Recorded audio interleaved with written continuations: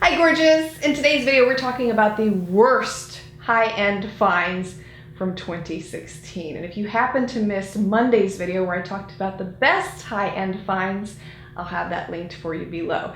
But today we're going all negative. First worst product that I discovered over the past year was the Clé de Peau loose powder. Clé de Peau is one of those brands that is not cheap. So when you're trying out a product, you want it to be top notch, and this one did not fit the bill at any point. It didn't last for more than 4 hours on my skin, which is really unheard of for a luxury powder. For something of that price point, it should last a lot longer. So this is one of those that I don't recommend, and I tried it at least 4 different times with 4 different foundations and 4 different methods of application. Next crap product of 2016 are the Marc eyeliners. I had high hopes for these simply because I love the lip glosses from Marc and some of the eyeshadows are pretty good quality too. But these turned out to be a rather crappy product also. They didn't last for more than 3 hours on the waterline. They were not very pigmented when you went to apply them. Just overall very disappointed with these eyeliners. I have drugstore eyeliners that are much better by comparison and cheaper. Now let's talk about the NARS Radiant Creamy Concealer. This is one of those products that is so hyped up on YouTube, and you just automatically expect that it's going to be good based on all the rave reviews that are out there on it, right? And most products I've tried from NARS I have loved. So I went into it optimistically thinking, oh, this is gonna be a really great concealer.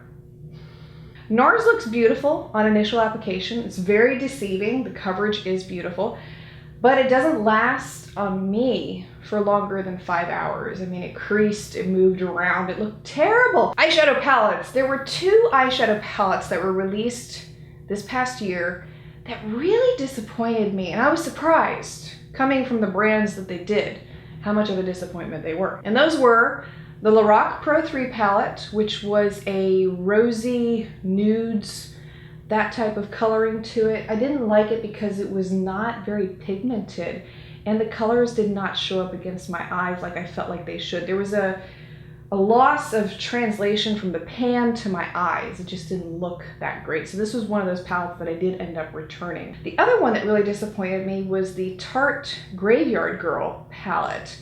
And I love Tarte eyeshadows. I mean, wholeheartedly. I have so many Tarte palettes, it's ridiculous. But I felt like all the colors were a little too similar in that palette. And I had the same struggle like I did with the Lorac Pro 3 where I couldn't really get them to show up on my eyes. So that was another one of those palettes that I did end up returning. And I gotta tell you, based on my palette collection, I rarely return a palette. I'll only return it if it is really crappy. So to me, that's a true indication that a palette is not so great. Another crap product from 2016 is the Anastasia Stick Foundation. This is one that is made for oily skin.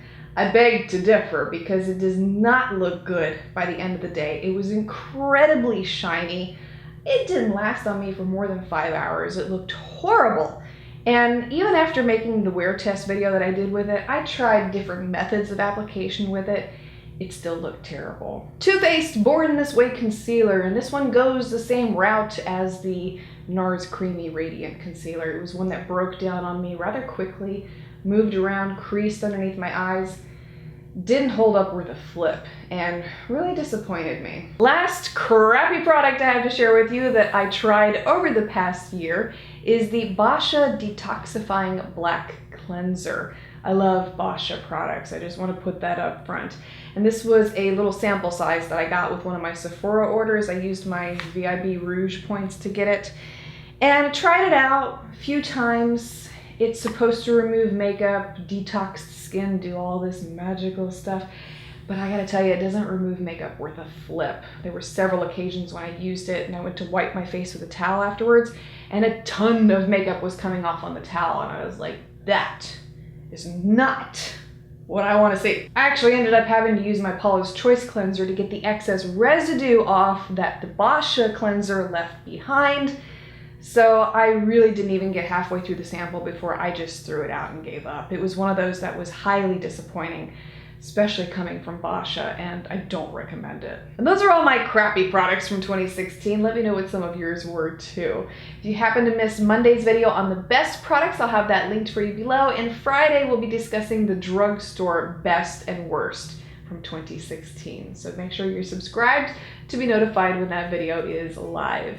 Thank you for watching. I look forward to seeing you again next time.